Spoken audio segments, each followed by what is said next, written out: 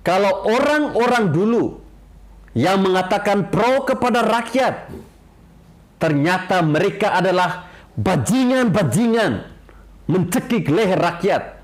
Dan Joko Widodo ini sangat cerdas dalam memunculkan manusia-manusia tolol yang kepanasan itu.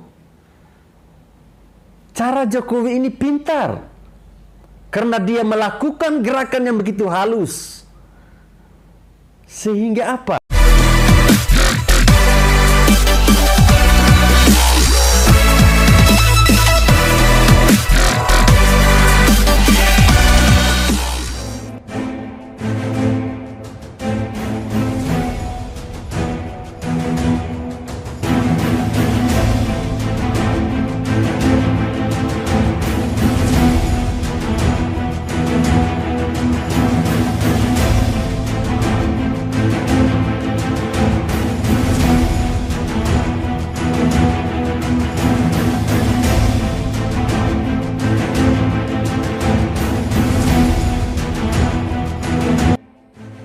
Hari ini saya telah memimpin rapat tentang pemenuhan kebutuhan pokok rakyat, utamanya yang berkaitan dengan ketersediaan minyak goreng di dalam negeri. Dalam rapat tersebut telah saya putuskan, pemerintah melarang ekspor bahan baku minyak goreng dan minyak goreng mulai Kamis 28 April 2022 sampai batas waktu yang akan ditentukan kemudian. Assalamualaikum warahmatullahi wabarakatuh. Salam, salve, Om Swastiastu, Namo Buddhaya, salam kebajikan. Satu persatu tentakel ceketek digunting oleh Presiden Jokowi. Gurita kebo pun terancam punah. Ada yang ketakutan terkait kebijakan Presiden Jokowi melarang pengiriman bahan baku minyak mentah sawit ke luar negeri. Joko Widodo melarang ekspor CPO dari Indonesia ke luar negeri. Ini semata-mata untuk mengendalikan harga pasar untuk minyak goreng.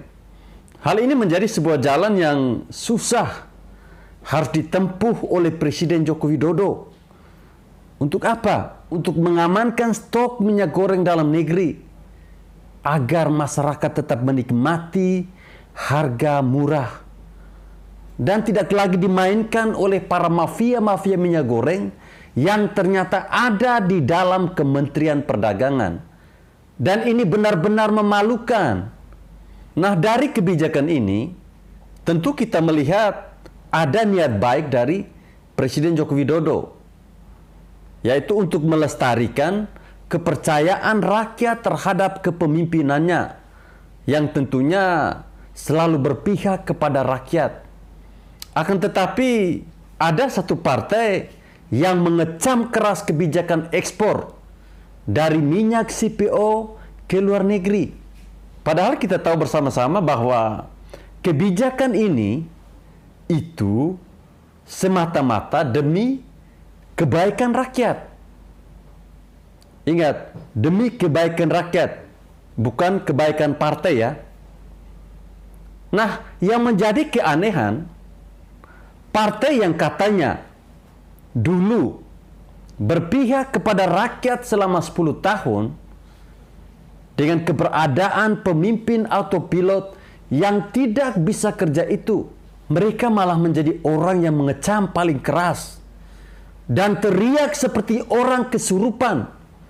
Dan saya tidak bisa bedakan omongannya dengan bunyi kentut itu, saya susah untuk membedakan. Nah, selama ini kita mengetahui bahwa mafia minyak goreng itu ada dan benar-benar menghancurkan harga minyak di Indonesia. Itu kita rasakan juga. Dan memang mafia itu harus kita bantai. Dengan cara apa? Dengan cara penghentian ekspor minyak mentah CPO, yakni diambil dari kelapa sawit ke luar negeri. Kita tahu bahwa negara kita ini adalah negara yang di era sebelumnya, negara yang di era sebelum Presiden Joko Widodo membabat hutan untuk membangun kebun sawit. Tapi efeknya apa? Tidak ada efek sama sekali. harga sawit pun tidak cenderung berkurang atau stabil di produk jadinya. Justru meskipun pembabatan hutan sampai menghancurkan ekosistem demi sawit dilakukan, tetap harga minyak goreng selalu mahal sampai sekarang. Sudah ada orang-orang yang mencurigai bahwa di Kementerian Perdagangan ada main mata untuk kebijakan ekspor dari perusahaan swasta yang tentunya mengelola minyak goreng dari bahan mentah CPO itu. Tapi selama kepemimpinan orang yang tidak bisa kerja itu, mereka tidak mengusutnya sampai tuntas. Dan justru lebih cenderung membiarkan. Ini seperti HTI yang dibiarkan di Indonesia selama bertahun-tahun. Buat saya ini adalah satu hal yang tidak bisa ditoleransi lagi. Partai yang sudah berkarat dan elektabilitasnya sudah hancur lebur berantakan karena memang terbukti tidak bisa bekerja. Mengatakan bahwa kebijakan larangan ekspor dari Presiden Joko Widodo ini adalah hal yang bersifat represif dan melanggar hak asasi manusia. Padahal secara jelas ini bukan bicara soal pelanggaran HAM. Ini kita berbicara tentang kepentingan dan hajat hidup rakyat Indonesia yang sampai saat ini belum menikmati harga minyak goreng yang murah di negara penghasil minyak goreng terbesar. Sebagai negara penghasil minyak sawit terbesar dan juga memiliki kilang untuk proses CPO menjadi minyak goreng, seharusnya minyak goreng bisa dibeli dengan harga yang sangat murah sambil memberikan keuntungan yang wajar kepada perusahaan agar perusahaan itu tetap bisa menghidupi karyawan-karyawannya.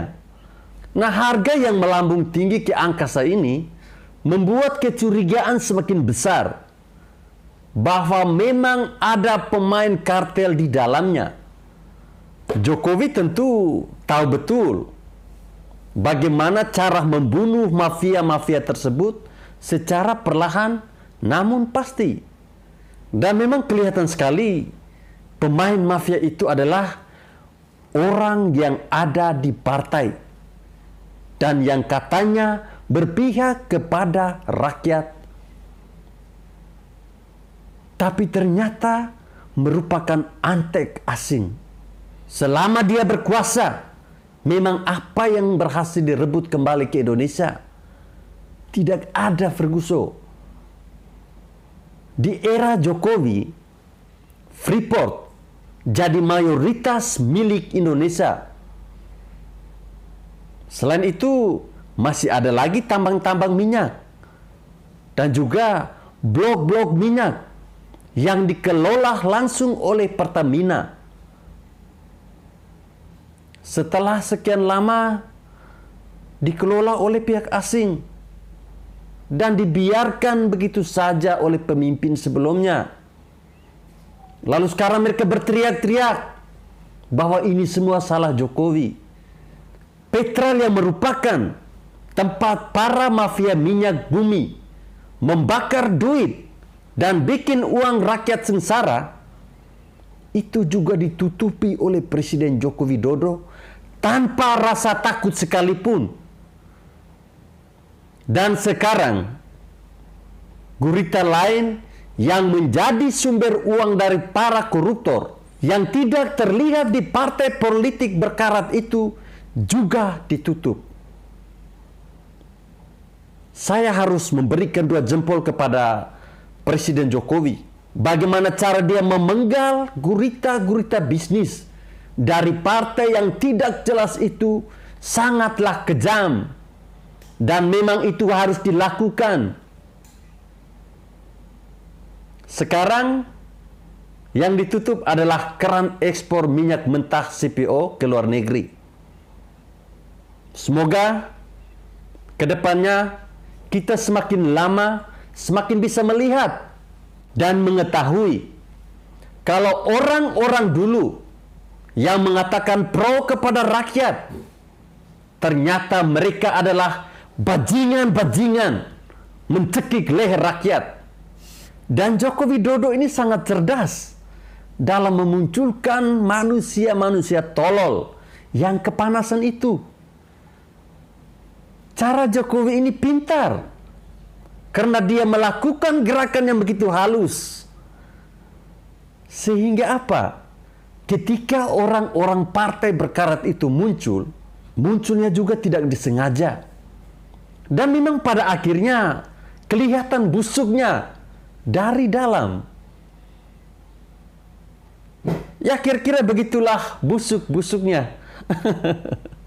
Sebagai penutup, saya harus bersyukur kepada Tuhan karena telah memberikan kita seorang pemimpin yang memang benar-benar bekerja untuk rakyat.